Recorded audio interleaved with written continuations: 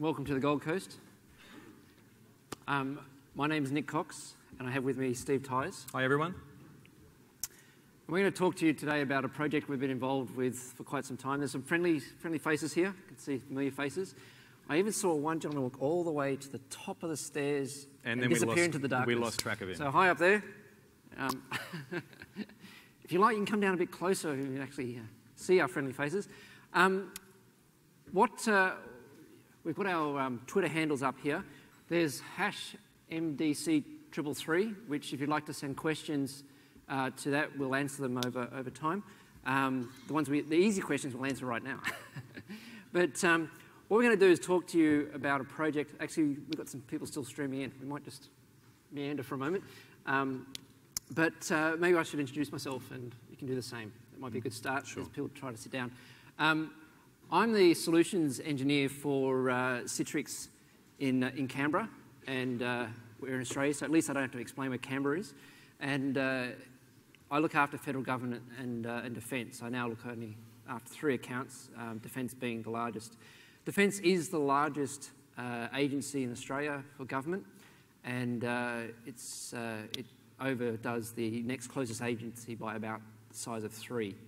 So we're going to talk to you about a project which is about deploying virtual desktops for that agency, and it's a project that's been meandering along for a little while. I've been involved with it for probably close to 5 years from inception to where it is today, and we're going to walk you through that.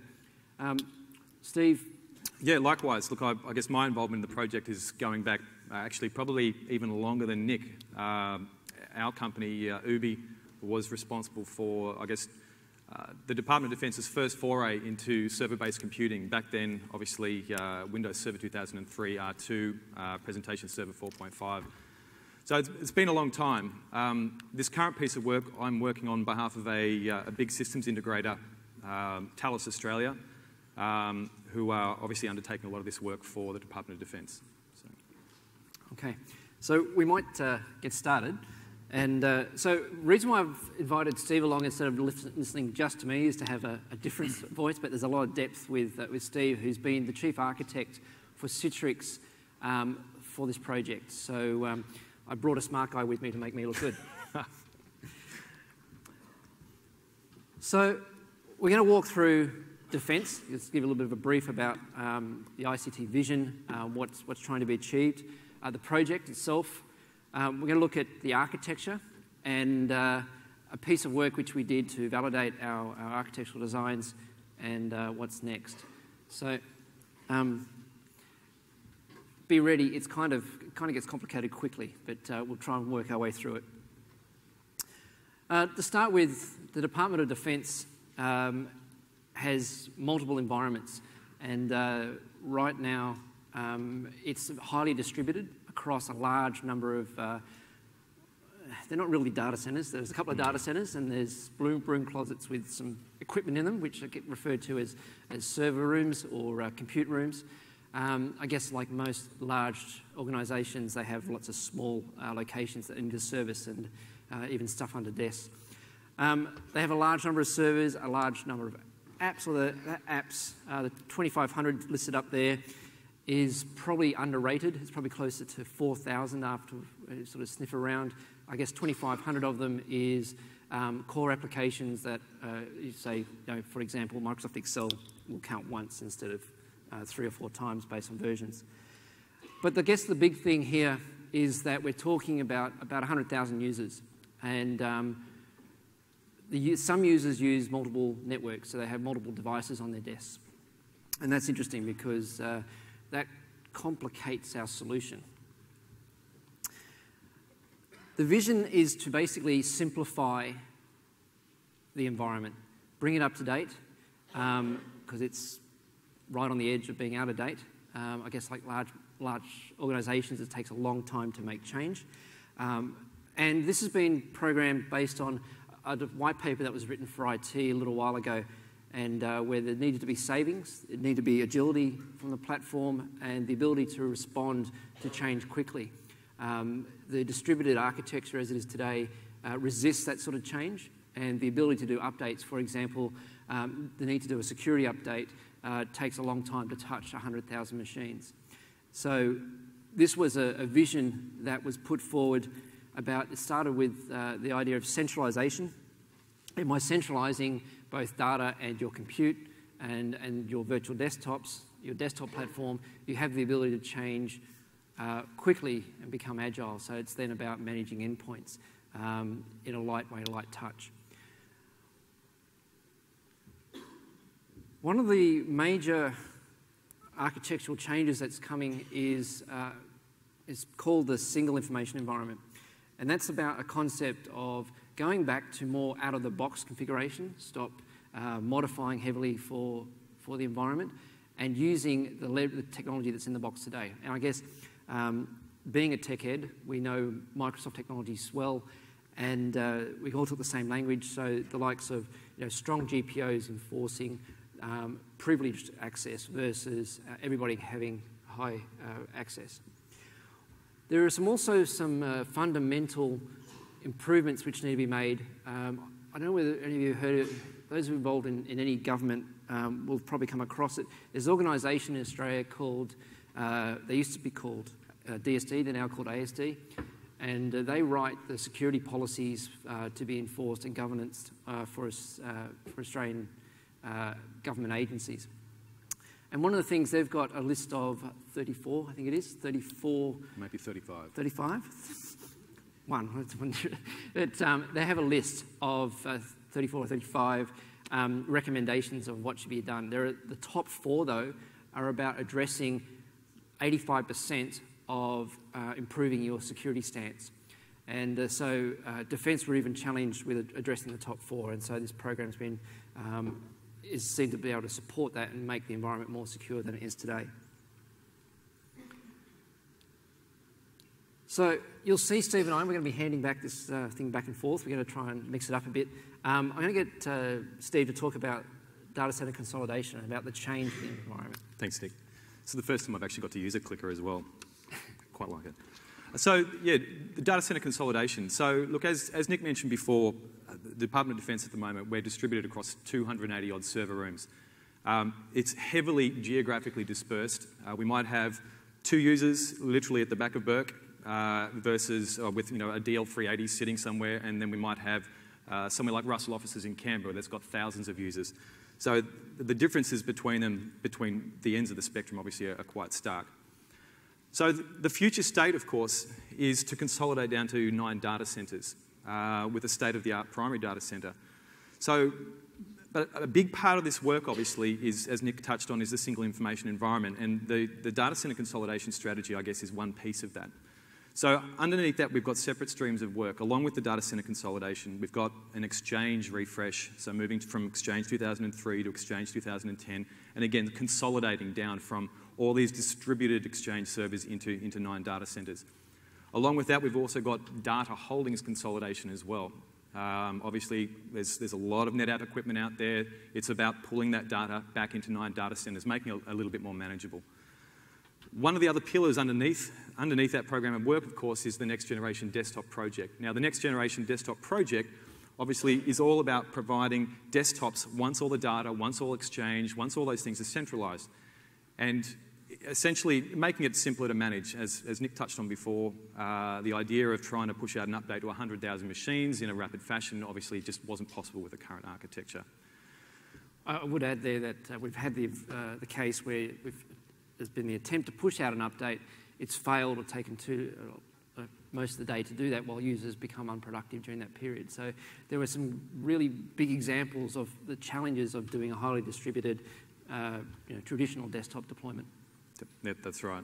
Now, of course, once we consolidate from 280 down to 9, we have to start taking a bit of a look at the network. So a program of work that started some time ago now is essentially taking a look at the network and, I guess, identifying those sites that might need to have their links upgraded. And we're not just talking about upgrading links as well. We're talking about utilising that bandwidth in a smarter fashion. So obviously we're looking at WAN optimisation technologies such as Citrix CloudBridge and the like. The last point on this particular slide is the single secure desktop.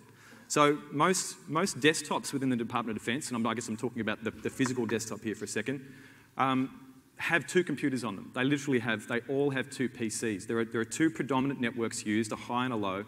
And in most cases, people will have two PCs and then an expensive switch box and then a single mouse and multiple monitors and things of that nature. So if they want to go between the two, they have to basically switch between them. Now, of course, while that means I'm one user, it means that the Defence have to look after two PCs for me. So again, the management overhead there is a little crazy. So a little bit more, I guess, about the next generation desktop project. So it is ambitious. So as Nick said, we're looking at consolidating down from 2,000 or potentially 4,000 applications, hopefully not that high, down to around about 400. Now, just to give you an example of some of the applications though that we're dealing with, which we know we can cross off the list straight away, one of the ones that came up not too long ago was an Ansett travel planner. Now, I'm not sure how many years ago it was that Ansett disappeared from the landscape, but it was certainly some time ago. So there should be some quick wins, at least on that front. Now, the cross-domain technology. This is an interesting one. So for the cross-domain, the solution is using a product from Raytheon called TCS. Now, this product essentially allows us to do away with two devices on a user's desk and instead replace it with one. So essentially, its sole purpose is to deliver multiple classifications to a single device. And it does this with some smarts, and we'll have a look at some of the architecture behind that a little bit later on. The enhanced security and functionality. So again, this is probably going back to what Nick was talking about before, the DSD recommendations and mitigations and so forth. So we're looking at applications, or products I should say, from the likes of Lemention and AppSense. Lemention, some of you might be familiar with the previous product that they had called Sanctuary. We're looking at Lemention device control to, I guess, secure what can and can't be plugged in to the actual endpoints themselves. So it's part of our, I guess, that in-depth security approach. Lemention, as far as the security function for us, is going to be handling the application whitelisting. Now, that's number one on the top four. What's AppSense? Oh, sorry, AppSense. Sorry, AppSense. That's actually number one. So application whitelisting is number one on the top four from DSD. So it's a very important one. Something that obviously we're not going to go into lightly. It's not one of those things you want to just switch on and keep your fingers crossed. Obviously, there's a lot of training and testing involved in order to make those things go live. Moving to the next generation platforms. Now, it was next generation when we started. So we're looking at Windows Server, Windows Server 2008 R2. That's essentially going to be our server-based computing default platform. That'll be dressed up to look exactly like a Windows 7 desktop, so the users essentially won't have any idea. They won't be able to tell the two apart. Windows 7, obviously, we've got some use cases for that, both in the VDI and in the thick client space, and Office 2010. What it does, though, obviously by centralising this into a single data centre, or 9 single data centres, is it gives us a much simpler migration path going forward. So we've got that path to Windows 8, path to Office 2013 and beyond. So before someone asked the question, why are we using, for example, Office 2010, a lot of it's come down to application support, plugin support, and Absolutely. that directed us to a particular version. We know we've got strong support for 2010. 2013 is the target space, but until the plugins that Defence use, it will hold us back. So. Yep, absolutely. And of course, driving all of this is that standardised ICT environment. So the move, there is a fair amount of synergy between the high and the low networks at the moment, but I guess this is going to potentially go beyond those networks. So it's really just about having a single template that can be applied to both networks. And I might hand back to Nick. Yeah, thank you. What I'm going to do is just take you through where we're coming from, so what it looks like today as a distributed environment. Windows XP, who has it in their environment? Yep, just about all hands are up. So it takes some time to get it off 100,000 desktops. So we started a little while ago. We have in the Defence environment Windows XP as the default desktop SOE. Server 2003 is the predominant type. There is a move towards Server 2008 as the standard SOE today. Office 2003. So this is one of our challenges as a desktop project, is that our application set is quite aged. Between XP and Office 2003, the challenge to move too far forward like an Office 13 is a big step, hence why we ended up on 2010. And the challenge that comes with it, all the back-end support and a good example, link and those sort of things, integration. So we've had a lot of decisions to make along the way to end up with the desktop. And we'll show you a bit of a view of the desktop in a minute. The end of support is certainly driving us towards expedience of getting XP out. The cost of custom support is the alternative, and that is very costly on so many desktops. The most important thing is that we've now got an accelerated design, so we're working towards trying to get this thing out faster and faster. We'll just talk a little bit about the networks. When we talk about 100,000, we've got 100. There's a lot of devices on this environment. So as Steve's put, the day-to-day corporate environment, the policy environment, the thing that runs defence is around the 100,000 mark. And there are other networks, particularly the one that we're addressing, is around the 20,000 of those 100,000 users. So you'll find that there's devices on, as Steve talked about, on the desk, as a percentage of people that have access to the higher network as well. Concurrent login is an interesting statistic. So we're working towards 70,000 concurrent logins. That actually will determine the size of the infrastructure in our data centers to do this. And remember, we're going from 280 down to 9. So those data center infrastructures are getting far bigger than what they are today as we spread out. Logon Storm, so there's a peak, I think it's 7:23 in the morning, 7:51 in the morning. There's a certain point in time when there's a peak of logon in defence. And it's interesting that it's pretty consistent right every day that it occurs at the same time. So those military folk there, early risers, I'm more of a 9:30 kind of person, to be honest. All right, so this is the functional design. Let me walk you through this. I'm going to start on the right, I think. Where there's 3 users over there. I'm going to see if I can see the words there. So let me talk you through quickly the single domain worker. We've already started talking about this, where this is the day-to-day policy engine, what you and I would know as Office automation. And this is a user who will come and do a task-based role. In defence, they're very task-orientated, so this is my job and this is what I need to do today, whether it's either public service or military. And that user we'll see predominantly on the low network. There's also a power user, and this will be a special purpose style of user. One may be doing geospatial work, they may be doing operational support, those sort of things. So today they'd probably have a high-end workstation sitting on their desk with them, so something that's big and powerful and needs special requirements. Then we've got the multi-domain user, and that is the user that has access to both networks. So they're often military and will be working in both environments. Rarely simultaneously, they'll have a dominance towards one or the other, depending on their workload or their role. But what this does, it determines out the endpoints as up there. I need to look backwards, I've got screens everywhere. The endpoints, which is either, and we've basically categorized into, based on their type of role they do, either thick, thin, or a CDS system. So CDS is short for cross-domain solution, and the cross-domain is about having one device access both networks simultaneously. Thin clients, we're taking an approach of, I'm stealing too much of your thunder, am I? You can tell me to stop any moment. No, that's okay. Well, look, you're right though. It is on one of the next slides. So we're talking about thin clients or repurposed desktops, and I'll hold that. How's that? That's fine. This comes from a desktop delivery function, and the desktop delivery function is about we employ a decision-making process based on what the end user's role is, what type of desktop they get.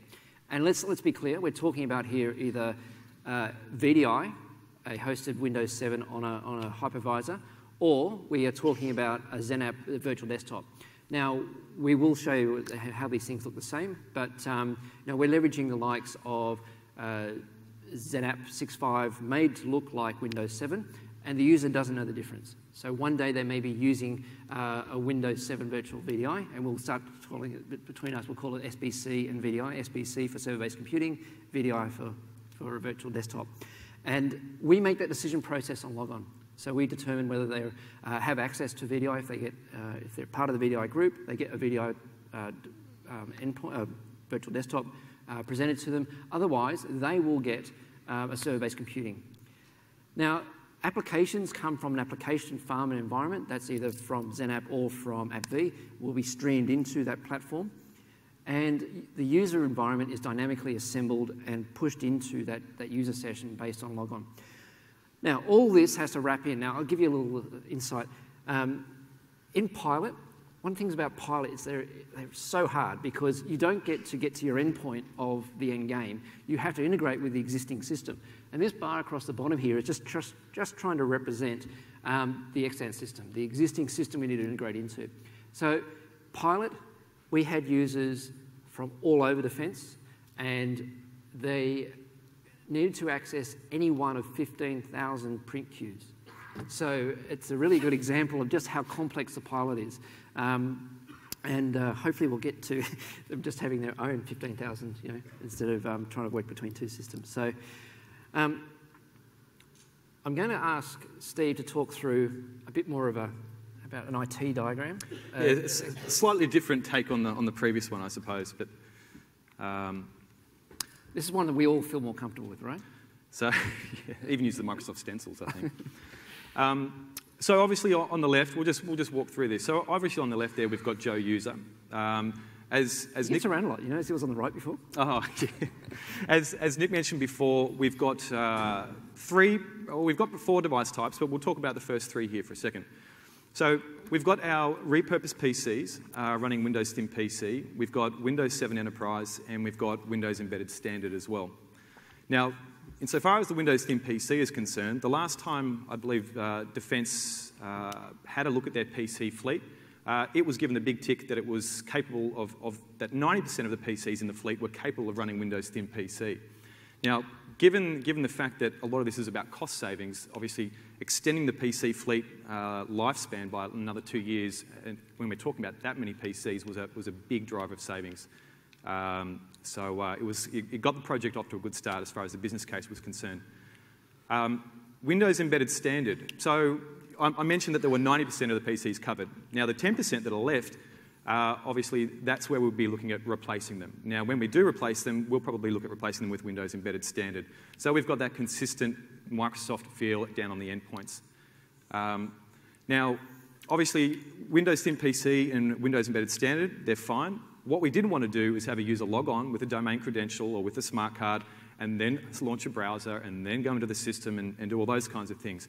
So there's a couple of pieces of software, obviously, that we put down on those endpoints. The first one was Citrix Receiver. That's kind of a given. The second one was one that it still amazes me how few people know about it, which is the Citrix Desktop Lock. Now, the Citrix Desktop Lock essentially takes these dumb terminals and kind of makes them even dumber. So it essentially takes away any GUI that the device might actually have. So a user, once they log on, essentially all they get is a spinning wheel saying, I'm connecting your virtual desktop, and away it goes. So it's that seamless experience from log on all the way through. There's no double hops, no double authentication, none of that business. So the Windows 7 Enterprise, so the thick PCs, that's an interesting one. Now, I think Nick mentioned it before, but it has its place. If a user comes to us and says, look, I'm crunching data all day, I need a Core i7 with 8 cores, all those kinds of things, 16 gig of RAM, they don't really fit into the SBC or the VDI space. So we understand that there's obviously going to be a requirement there for giving users a physical desktop as it's required. Likewise, they might have a requirement for a local GPU, or they might have a dongle, or just running certain applications that actually need physical hardware underneath them. Sorry, if I can interject just one thing. Yes. I will make mention that it's probably not obvious, but I'll say it for you. All the endpoints, all the client endpoints are Windows. Okay, so even when we're deploying and replacing devices within clients, they're Windows-based. And there's a reason why. I don't know any of you who've done work with thin clients, but when they're Windows-based, you can put peripherals with them and they work. It's kind of a really important point. If you want to put a webcam in that needs a shim, they'll work.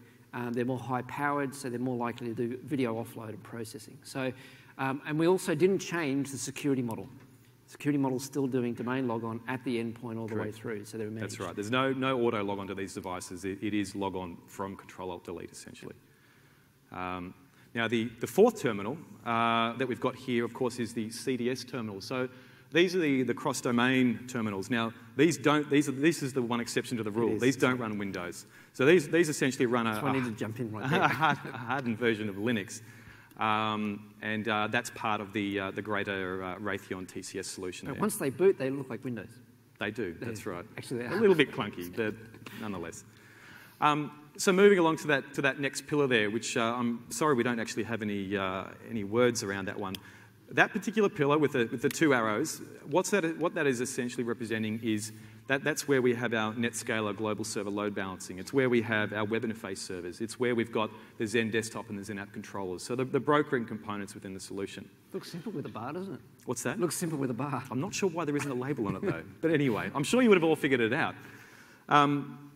Obviously, moving along to the next vertical that we've got there is some mentions of Hyper-V. Now, obviously, the first thing that stands out there is that we've got two versions of Hyper-V in the environment. We would very much love to have one, but at some point during the detailed design, we had to draw a line in the sand as to the various product set that was in use. Now, you can see there where it says Hyper-V server 2008 R2, that's in that VDI space. Now, the reason for that is obviously we've adopted Zen Desktop 5.6 for the first release. Zen Desktop 5.6 has a requirement that it depends on SCVMM 2012 RTM, which means that we can only manage 2008 R2 hosts underneath it as well. So, but we've got a technology insertion plan to address that at a later date in the project. Obviously, stepping down through those horizontals there, the applications and the SBC stack. Applications, obviously Zen app. Zen app is our big means to deliver applications, tying that together with AppV as well. And then on the bottom layer, of course, we've got our RDS services. So thankfully, those bottom two horizontals there, they're all going to be on Hyper-V Server 2012, which is great news. You might also notice that in the top right-hand corner there, we've got Windows 7 and Windows XP listed. So Windows XP is listed there in the event that we actually need to deliver VM-hosted applications. We know not everything is going to run out of the box. That's fine. We know that there are going to be some crap applications that might be 16-bit, or they might refer to hard-coded paths to Office 2003. We've certainly seen it all so far. So it's there as a contingency. And again, on the bottom right there, you can also probably see we've got Server 2003 R2, Server 2008, and Server 2008 R2. So we've got all the platforms at our disposal. Now, having said that, all the application analysis hasn't been completed yet. So this is a design for, but not necessarily with, but the capability is certainly there. So the desktop types. So interestingly enough, a lot of these figures that you see up there, whilst initially not necessarily validated, talking to other people within the industry that have undertaken a project of this magnitude, those figures, the 70-20-10 split, seems to come out and be pretty accurate. The 70% server-based computing, so this is essentially a desktop Zen app 6.5 2008 R2, was based on the initial investigation into the desktop requirements by Defence, and essentially Defence looked at the current applications that they were running on their server-based computing platform on Presentation Server 4.5 and said, right, that covers nearly our entire audience, so we've got a pretty good feeling that we're going to be able to run that on Zen app 6.5 as well. 16-bit apps aside, of course. The 20% virtual desktop, this is an interesting one. So while the design itself has essentially catered for 20% of the total population needing a virtual desktop running Windows 7, and Nick can probably back me up here, during the pilot, we couldn't give it away. No. So Nick, what we basically did, and Nick again touched on this earlier, is you couldn't call up the help desk and say, hi, can you put me in the VDI group? It didn't work like that. What we had basically structured was, it was purely based on peripheral requirements or application requirements. So perhaps you've got a peripheral that needs full USB port redirection, or you've got an application that when it installs, it listens to a particular port, and that port's assigned to the user, and therefore it can't have a multi-user OS, all those kinds of things. That's what we put into that bucket.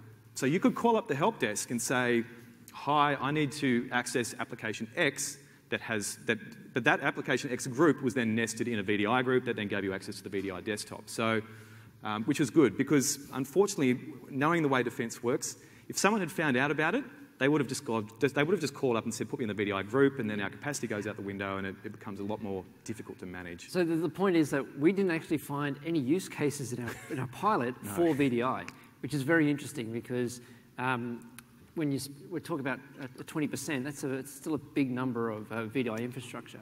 It is. So yeah, it was certainly a surprise. We actually had to force. We decided we needed to test and load and the way it works, and so we moved all users across to VDI at some time. So obviously, look, the 10% thick client there, that's really been put in, I guess, as a contingency, and I touched on that in the previous slide. A user might have a requirement for survivability. They might have where even if the network is down, they still want to be able to access that particular application. Granted, that means that the server backend also needs to be on site. But also GPU requirements, large processing, multi-cores, those kinds of things. Mr. Cox. Thank you. So this gets up to the fun part, or actually probably the most enjoyable part of the whole project. I left Steve doing the hard work. I didn't get to go on that. Canberra, and I got to jump on a plane and go to Redmond. And we went across to the Microsoft EEC, the Enterprise Engineering Centre. Anybody heard of the EEC? Some of you? So EEC is offered typically for database work, validating database sizes and things like that. That's most people familiar with the EEC. It is the most impressive data center I've ever seen. It is there's a picture up there I took. The red lights can change to different colors based on a system center console that can go out and show, for example, hotspots in the or which servers are doing XenApp or which servers are doing database. So it is amazing, and they use swipe cards to get in and out of the racks, and it's extremely impressive. So what we did, the reason why we got over there to take cool pictures was because we were working there, and what we were doing was validating what we committed as a cost model and the assumptions we were making around density, particularly for SBC and VDI. One of the questions we constantly asked ourselves was, should it be a VDI only? And that's why the pilot surprised us, because while VDI is the talk of the town, it's the thing that everybody talked, certainly 12 and 18 months ago, should everybody be doing VDI? And here we proved to ourselves that SBC was the strong use case. One of the things which is really interesting is that we constantly prove to ourselves that SBC has about twice the density for sessions or users per server than what VDI has. There is a significant cost that goes with VDI that SBC halves. So it was really important to prove it out. The other thing is that we're using a stack that hadn't been used before. And so we got to do it in this cool data center. So what we were doing was basically rebuilt the pilot in the EEC, and that actually means taking what we were working with. We worked with our scalability team. So there's people in our organisation that write the reference architectures. I've got one of them in the room with us today. And if you went to his session yesterday, the things that Steve was rattling off, like VM hosted, actually, Tony exposed us to yesterday. But this team, their primary job is to work with the HPs, the Ciscos, the IBMs, the Dells of the world, the vendors, to write the reference architectures and give you papers on how to build this stuff and with density numbers in it. So we use them to help us achieve some scalability results on the stack we were working on. So you can see there, we made some assumptions and guesstimations based on the reference architectures that had been done, and we were aiming for about 80 virtual machines per host and about 180 SBC sessions per host. I'll talk to you about what's in those hosts, but those numbers were, well, they're still pretty high, quite frankly. And when we're talking about the workloads, including applications, not just the desktop itself, it's really important to get this number right, because Defence's workload is particular to them. So one of the things that often gets missed out are things like antivirus. So we put that into our stack for validation. So here's a list of the components that we use in the Microsoft stack. Now, we talked about Hyper-V, and we call it Hyper-V 2 because Hyper-V 3 was coming in 2012. So Hyper-V 2, which is SP1. We're using app-V at that point, 4.6. We know that Zen Desktop 7 will bring us to app-V 5, and so we're playing a strategy towards that. Defence currently, in their current, we talked about current state, they use a large amount of Zen app streaming.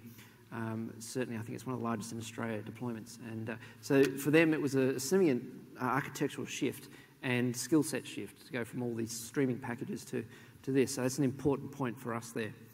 Now, the next one, System Center. System Center 2012 RC. So this is why we had to go prove the stack. Okay, we were using a release candidate of System Center, and we're using it particularly most valuably for VMM and SCCM. So VMM was the critical thing that changed for us because we didn't, there wasn't enough testing done because it was RC at that point about how many VMM servers we needed, because that could play out really importantly particularly for the VDI architecture. So there's a clear direction and architecture in this project about System Center 2012, and so proving out VMM in this capacity was really important. And we used some clients, you'll see there at the end. The Citrix stack was XenApp 6.5, XenApp 5, XenApp. And we've got to flavour everything, right? And that's because of application support, right? We do have 16-bit applications in the environment, like every enterprise does, and we needed a way to deliver that. So XenApp 6.5 is our SBC platform, though. Zen Desktop 5.6, because we are talking nearly 12 months ago in this cycle. AppDNA was used for validating applications and what targets they could live on. NetScaler is used for, we'll talk a little bit more about some of the use cases for NetScaler, but it's about transparency of failover and also direction across to home data centers. We haven't really talked about that. I'm not sure we will, but you know, yeah, we will. We will. Okay, I'll wait to that. And CloudBridge. So these are all. You know, we're talking about using basically everything in the stack. So actually, that's not even a whole list. No, it's nowhere near a whole list. So this is probably anybody who's talking about density, interested in what servers are we using. So in this case, Defence prescribed the actual servers that we're going to use, which is actually create quite a challenge for us because at least the vendor anyway in this particular case. Yeah, well, you know, they prescribed to us a box that's normally used for database, and that's not quite the appropriate box we use for VDI and SBC workloads. But it was based on an IBM platform, a Blade platform, and so this is what we took into the EEC. Well, we're using the EEC to test it out. So HX5s with local SSDs. It's something we made a change. We wanted local SSDs for where we write the provisioning server write cache for the desktops, whether it was SBC or VDI. We tested both 128 gig and 256 gig of RAM to see what the results were, whether we increased our density. I'll come back to that. Or will you go to that? It was a 20 core with hyperthreading, so that was enabled. And at that point, we were using an EMC VNX for the back end for beyond provisioning servers capacities. This is what it looked like. And I need to explain, it's kind of done the way around, right? So here's a picture of an IBM Blade chassis.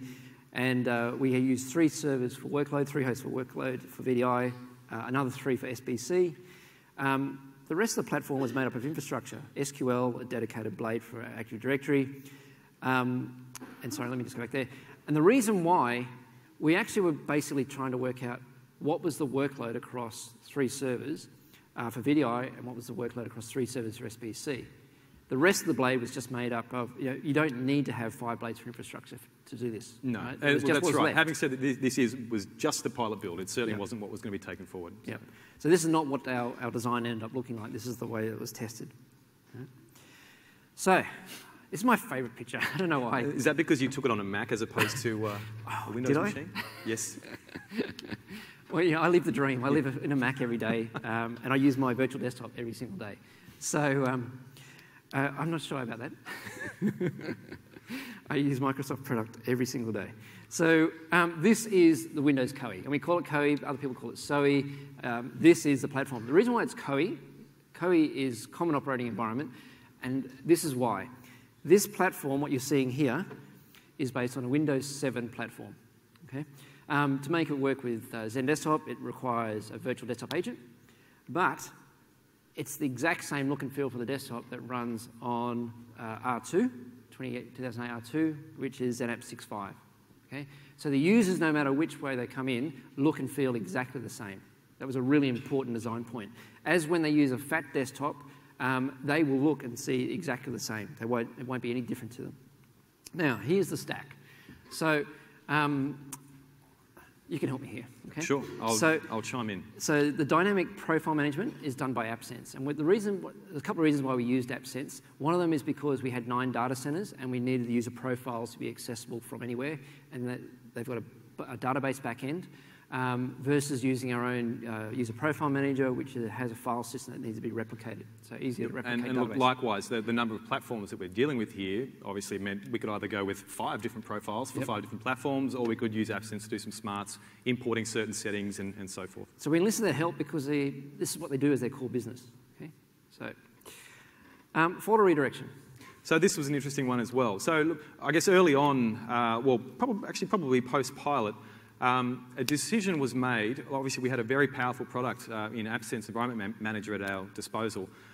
What we decided to do, though, was to actually keep the Microsoft native group policy engine for the out-of-the-box settings for Microsoft policies, and use AppSense for, I guess, the more group policy preference-based kind of settings.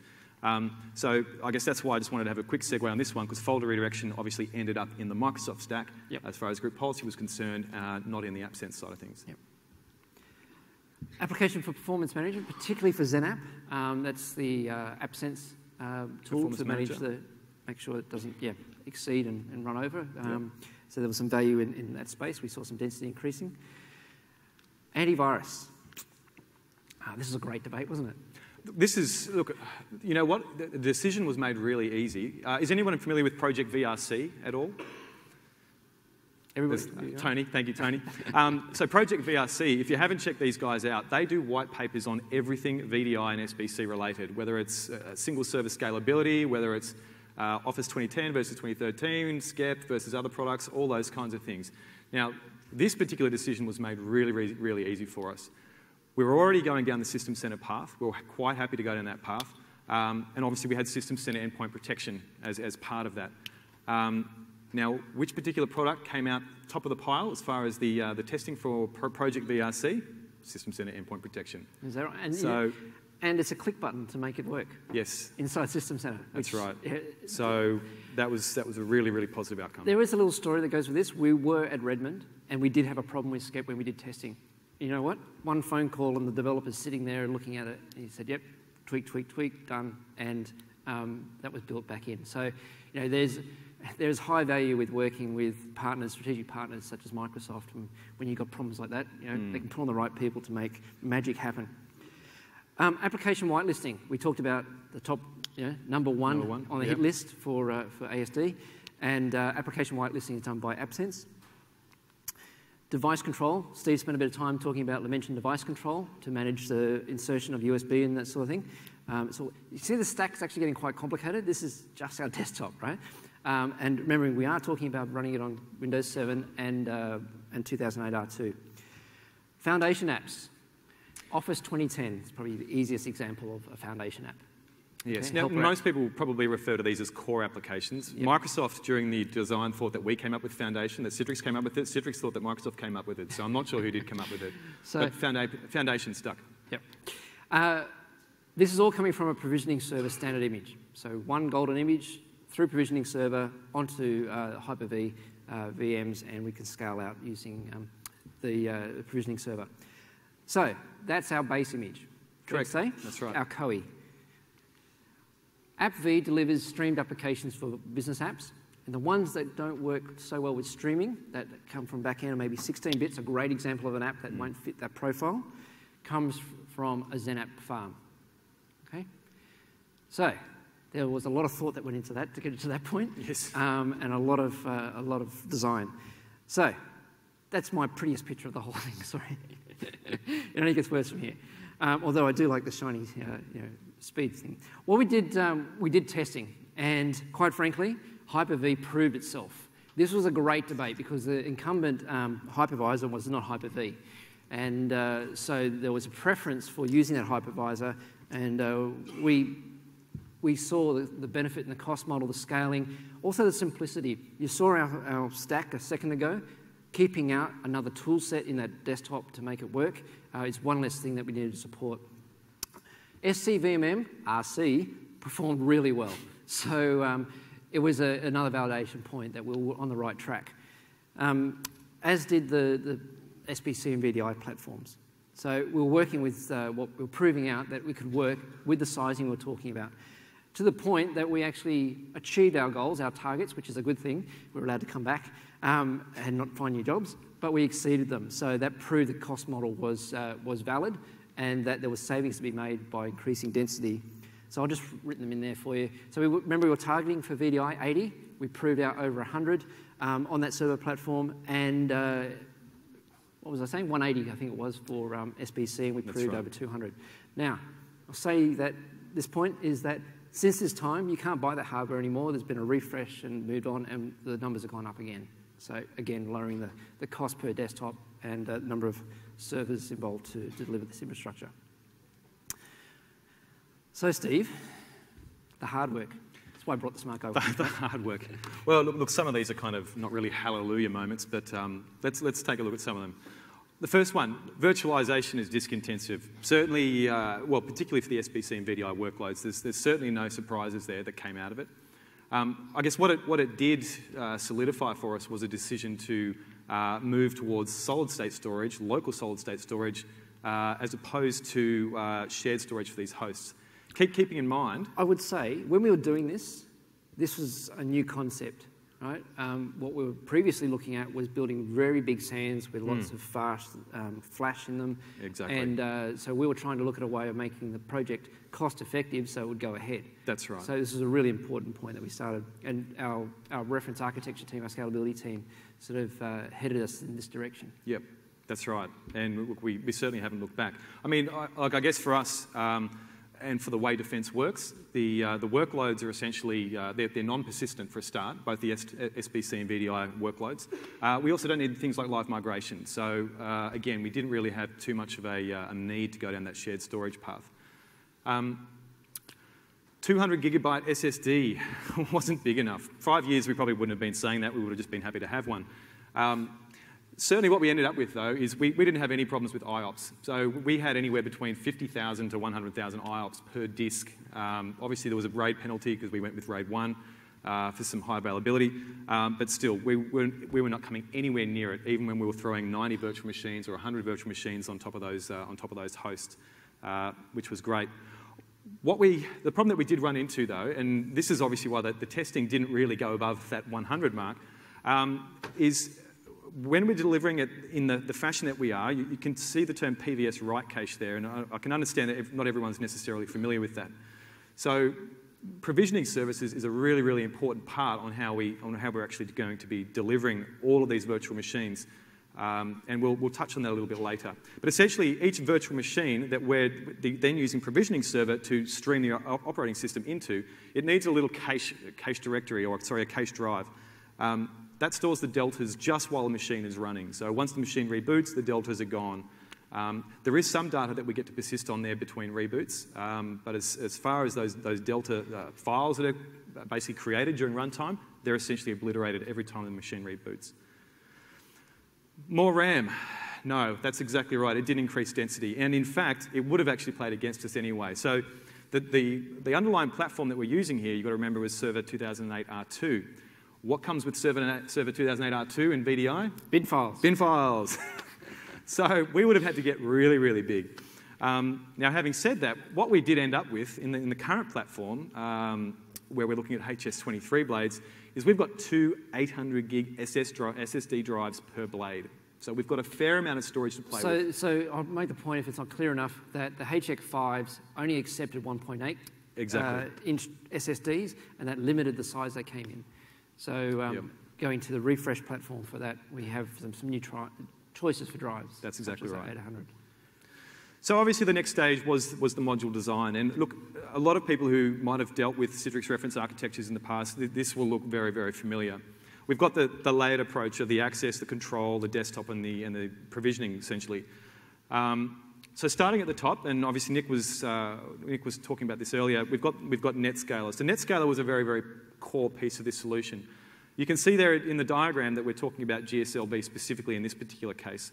So what NetScaler GSLB was doing for us is essentially allowing a device on a desk to have essentially a home data center. So GSLB, a user would log on, and GSLB would then kick in and go, right, where's this device's nearest data center as far as latency is concerned, and all these other factors that need to be taken into account. It's that decision process there that says, right, well, your nearest data center is 100 kilometers down the road, the other one's 1,000, let's go to the 100 kilometer down the road data center. So that's great. We straight away then get sent into the control module. And the control module, I guess the front end of it for us is the web interface. The web interface is what plugs into all the components that sit underneath it and controls all the brokering. To the left of the web interface, you can see the SQL database mentioned. So each data center out of the 9 will have a highly available SQL cluster running on Hyper-V Server 2012. Virtual as well. So obviously that was a very big key difference from the pilot build where initially we're being steered away from virtualizing SQL. Citrix licensing, of course. Citrix licensing isn't available in every data center. We've actually got 2 licensed servers. So moving down the stack, as I said, you've got the web interface server that's plugging in to the various XenApp and XenDesktop controllers that sit below it.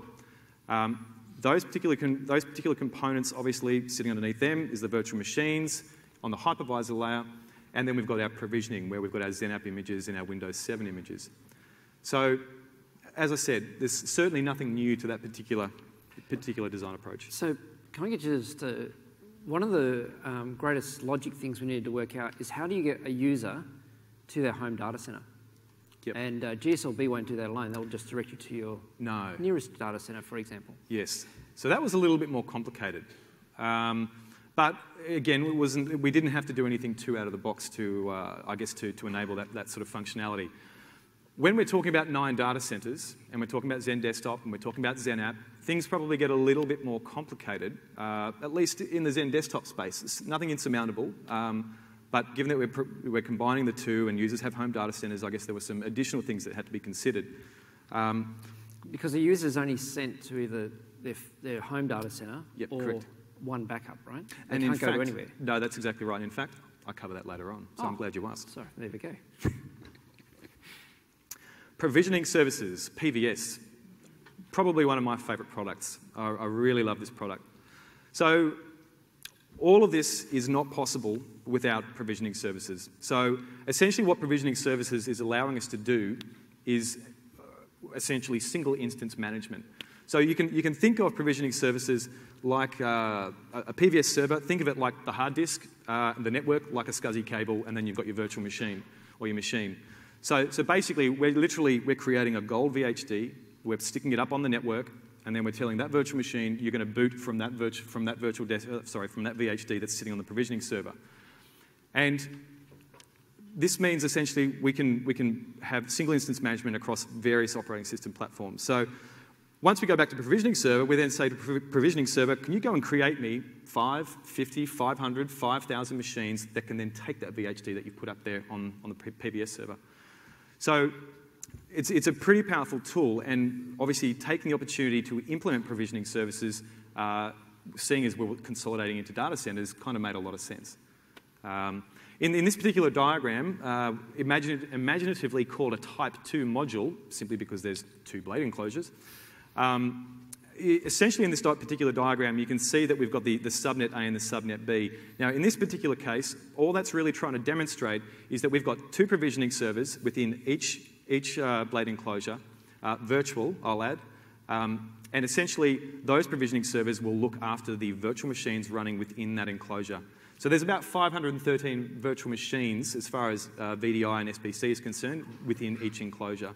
So certainly we can have one of those PVS servers fail and have no problems. We can actually have both of those PVS servers fail, and then they'll actually go and get their disk from another PVS server within a couple of minutes, so, which is pretty handy. Yes, that's a very busy diagram. But it shows the complexity we're dealing with. It does, it does. So PVS, I guess, is something that doesn't really lend itself to the WAN so much. It is a data center specific service. Given that we're talking about data centres from somewhere in Perth to the Northern Territory to Queensland, we couldn't have a SQL server sitting in the primary data centre and then basically having all these different PVS sites hanging off it. It just wouldn't have worked. So what we do have, what we've ended up with essentially is a PVS farm per data centre in this particular case. Now in this particular image, the big farm that you can see there on the left, essentially, so that's the largest PVS farm for this particular design, and this is just for one of the networks. So just to put it in perspective, that has 20 PVS servers in that particular farm, streaming to 5,000 virtual machines and supporting 20,000 concurrent user sessions, just with 20 servers. Wow. And that's all using the same images. Okay. So, this is before you click on. Yeah. There is one other partner that was really important to overall management of this, and I wanted to, it's probably a good point to stop because this is a great example of the complexity of the environment we're working with. And it was kind of like a late entry to the design. And for systems management, with SCOM, Systems Center Operations Manager, was a really important piece of keeping track of what was healthy and what was not. And so we use Comtrade management packs for keeping visibility of what was healthy, what's not. They have, Citrix alone doesn't provide visibility of things like provisioning servers. You need something else to understand and monitor whether they're available, whether they're responding, whether they're down. And Comtrade provide a really good Zen desktop. Under the Zen desktop we call these days is Zen app, provisioning server, web interface, all those pieces. They have plugins for all those or management packs for all those pieces to give us visibility, and that's really important for operational support. We simply can't do it without it. So System Center being such a key piece to the overall infrastructure, the management packs are a key piece for that visibility. Yep. Now we'll add, this is the small network as well that we're dealing with. This is true. This isn't the bigger one. So we've started small, we'll have the thinking big. We have tried to simplify it for be able to talk about it. Yes, absolutely. So we'll talk about Zen Desktop a little bit. So with Zen Desktop, I guess the Department of Defence, we already had some evidence from the pilot. The pilot said, probably going to have a hard time giving VDI away. We haven't found too many use cases for it. That's fine. And then look, this applies to the defence environment. I'm not saying VDI is not for anyone. Now, what we said to the Department of Defence was, okay, well, we need to know a little bit more about your users. We need to know which bucket they essentially fall into. And they said, well, look at your hardware. Look at the hardware platform that you've got.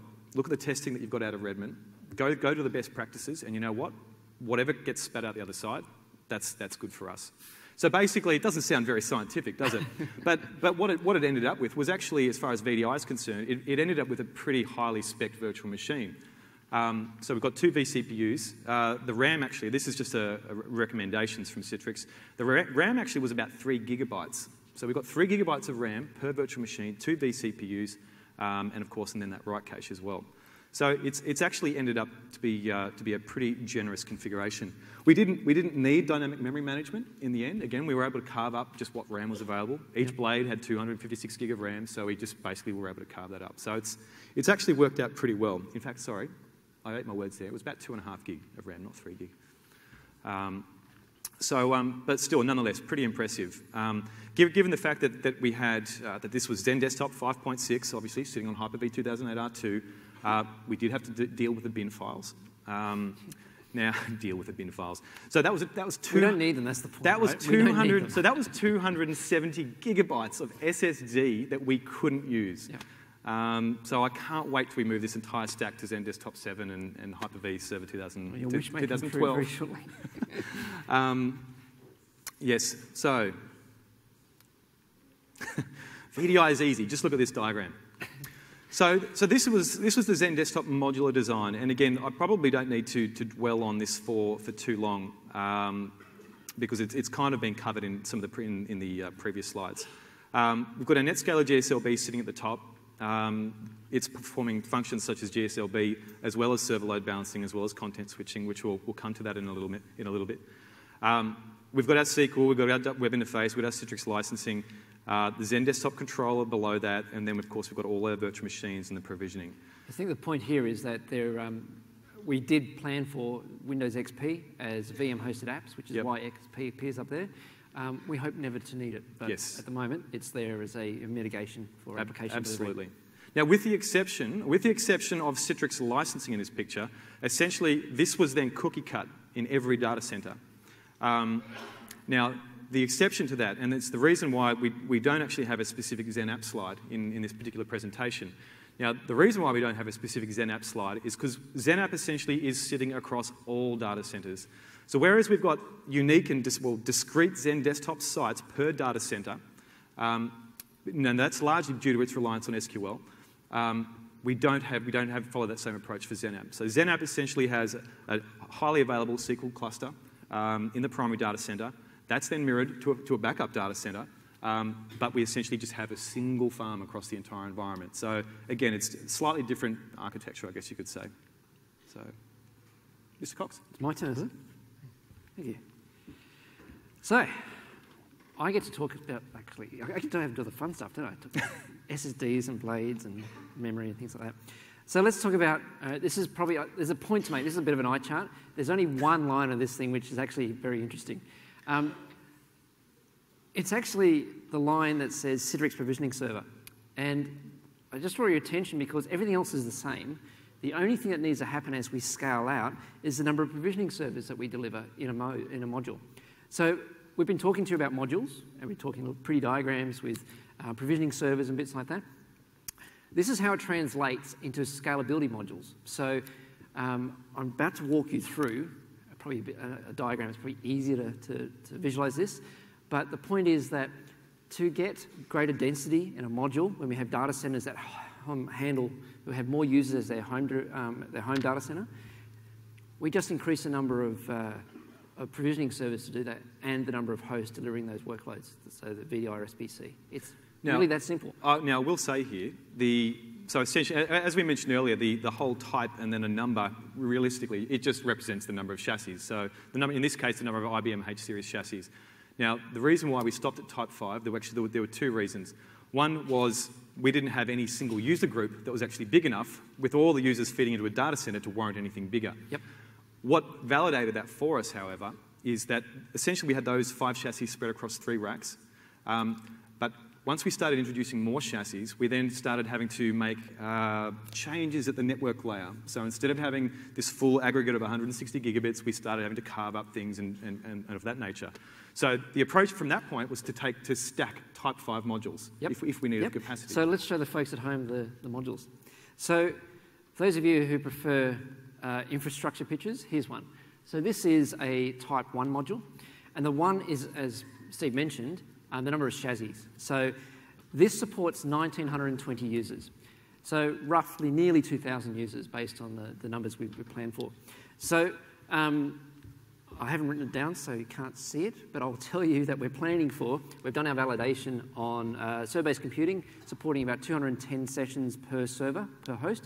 This is made up of, from memory, 6 virtual machines running XenApp 6.5. 7. 7. Yep. Yeah, I've got my smart guy with me. VDI is, for a VDI blade, they're going to run 90 users or desktops per blade. So when we stack those numbers together, and remember we go back to the assumption of we're going to run 70, 20, 10, or in this case, actually what we do is we say 70 and 20. Yep. Right? That gives us our workload, and that's why there's a color difference between them. So the blue ones are infrastructure. So example of infrastructure, XenApp data collectors, provisioning servers, config manager, web interface servers, those sort of things are in blue. BBS. The next color, which kind of looks kind of orangey, is your SBC blades, and then the pinky sort of color is your VDI blades. So we've got that under control. 1 chassis, about 1,920 users. 2 chassis, or type 2, is about 4,000 users. Type 3, 3 chassis, 6,000 odd users. And type 5, 10,000 users. Now, what's really cool about this... Why don't we have a type 4? Why? Because we're about to talk about it, right? Because we didn't have the user numbers to warrant it. So we could have created a type 4, but to be honest, given the number of users feeding into the various data centers, these numbers fit. A type 4 would have just been additional work. So I'm just going to go back a bit. Steve was very excited when he came and told me this. Right? How many blue blades are there? 2. How many blue blades are there per chassis? 1. What's important about that, Steve? Provisioning server. Provisioning server. Correct. If I lost a chassis, yes, then I could still support the rest of my user base. Absolutely. Even though I've lost a whole chassis. Pretty rare to lose a whole chassis. It would be. Yep, that's right. Now, of course, they do represent the infrastructure cluster itself. So yes, it's all the workloads, not just the provisioning services. So are these interconnected chassis? Seen as a single entity, or are no, these? top of rack. Right? Top of rack. So you see, we've built a small building block that we can build out. Now, we have a site, a data center, that has multiple Type 5s in it to achieve the workload for the users closest to that data center. So it makes it much easier to scale out when we work with these Type 5 modules, Type 1 modules. Actually, Type 1 is actually over-provisioning some of our sites. Indeed right? it is. We have some data centers that actually will handle a lot less than 1,000 users. All right, it's back to the hard stuff, isn't it, Steve? The hard stuff. This is the fun stuff. So, NetScaler, GSLB, LB, CS, probably most of us are familiar with some of those acronyms. Global Server Load Balancing, which is just the boring server load balancing, and content switching. So this was an interesting one because I guess to make the user experience strong, we needed NetScaler. So basically with this, and I described it partly earlier, we've got GSLB making that decision on a device basis. What's the closest data center to the particular device? Once we get into the data center, I guess that's where server load balancing and content switching come into play. So server load balancing, everyone's probably familiar with server load balancing. You have 2 servers or more that perform the same function, and you put a NetScaler in front of it, and you say, just load balance those servers. And it does that very, very well. Content switching was an interesting one. So I guess where content switching comes into it was we kind of needed NetScaler to go, okay, well, I'm going to load balance these servers here, but I need to make an intelligent decision if both of them are unavailable and to switch to actually a different data center. So it's the NetScalers in each data center aren't necessarily just looking at services within their own data center. They're actually also looking at some servers in other data centers as well. Now, the servers at which they're looking at essentially will follow our failover mechanism. So there was I guess a requirement put upon us that in a failover scenario, we basically needed to be able to support the single biggest data center being able to failover to a failover data center. Now, that failover data center was then scaled to support its day-to-day user load in addition to that biggest data center. Does it make it bigger than the biggest data center? What's that, sorry? Does that make it bigger than the biggest data center? It was, yes. Right. It did end up that way. So that's a lot of capacity to build into the solution for failover. But failover obviously is a requirement for most people. 2 data center failures, we didn't actually have to do that. Once they started seeing dollar signs, I think that pretty much put that story to bed. But nonetheless, an entire data center going offline and then providing a capability for people to still continue working was obviously very, very key in all of this.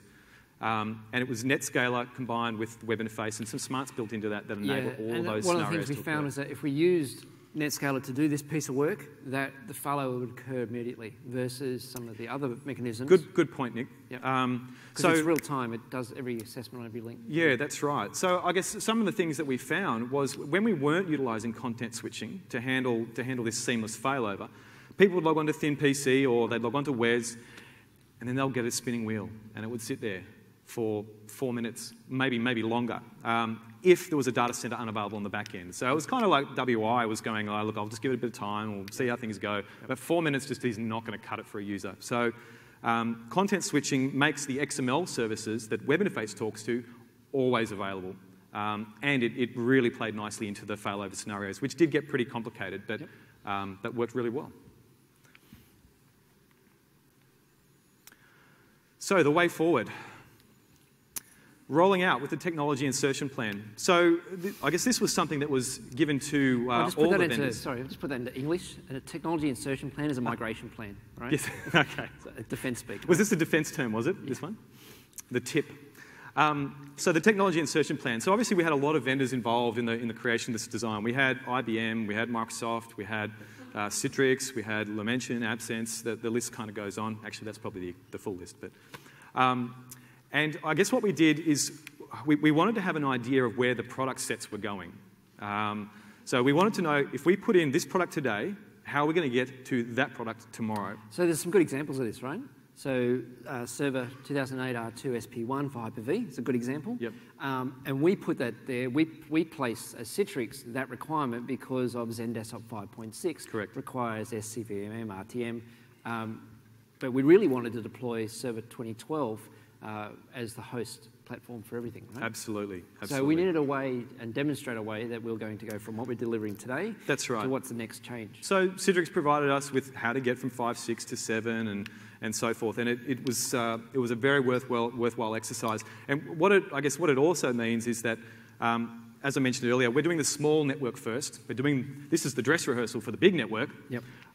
What it means is that we can revisit those things as we go. There's no surprises there anymore. So we can pull out components and put new components in. Windows Server 2012 host standardization. We touched on this a little bit before. No more bin files. No more bin files. That potentially means we can have even more Windows 7 virtual machines. We probably wouldn't touch the XenApp side of things, but we could potentially have a few more virtual machines running on for VDI, which would be great. So potentially even greater density there. I guess Nick touched on System Center 2012 Ops Manager and the Comtrade Management Pack earlier. As he mentioned, I guess something that we were caught on the back foot with during the pilot, we had a bit of Ops Manager doing infrastructure. We had EdgeSite in some cases doing XenApp and XenDesktop, but it didn't give us that whole environment. So Defense were very, very keen to have this whole single pane of glass across the entire environment. Comtrade auto-discovered it. It tied in PVS, web interface, NetScaler, Cloud Bridge, you name it. And we could even tie in the Hyper-V hosts that sit underneath all of it to have that real visibility. Visibility, it works differently to EdgeSite. Everybody's familiar with EdgeSite. It doesn't have local workloads. So, obviously, the remainder of this particular slide, AppV5, we will be keeping AppV 4.6 for legacy applications. AppDNA will be making that decision for us, so we're not going to create two packages automatically. We'll only create the package we need, depending on the operating system it's going to be delivered from. Office 2010 with the path to 2013. So that's kind of a no-brainer for us, and Link 2010 and 2013 sort of falls in that bucket as well. So we're up to our last slide, guys. Thank you for hanging in there. It's a bit of a talk fest. No demos, unfortunately. No. But let's just wrap up what we were doing. This was all about driving down costs and increasing the agility of the defence environment. And that's really important for an organisation that is highly distributed, particularly its ICT, and particularly for its ability to be able to implement change. This was all driven over a 5-year plan, and the cost savings are quite drastic. So there's lots of this in the public domain about the cost savings that were planned. And I'd say that it's in the $100 million sort of mark. So especially the operational costs. Yeah, ongoing support. Yep. So this gives them a path to go forward. So when they're ready for Windows 8 or Windows 9 or even 10, they can do that versus, particularly because of the virtualization layers and the way we dynamically assemble desktops, gives them that ability. But it instills change, particularly as the organisation changes. We're about to have a new government or not. These sort of things actually make organisations change, particularly in the government space. So those sort of things have effects which you've got no control over. Extension of the desktop is something which really validated the cost and the long life of the machine. So we have 1 minute, Nick. We do, and I'm about to wrap up. So I'm going to get to the Microsoft slides. Make sure you fill out evaluations. Remember, be kind to us. We'll be invited back and we can do some demos next year. Yes, demos would be good. These slides will be up on the Channel 9 resource. And I will add that if you have questions for us, we'll either be around outside or to Twitter, #MDC333. Thank you for your time. I appreciate you, and don't forget the evaluations. Thanks very much, everyone. Thank you.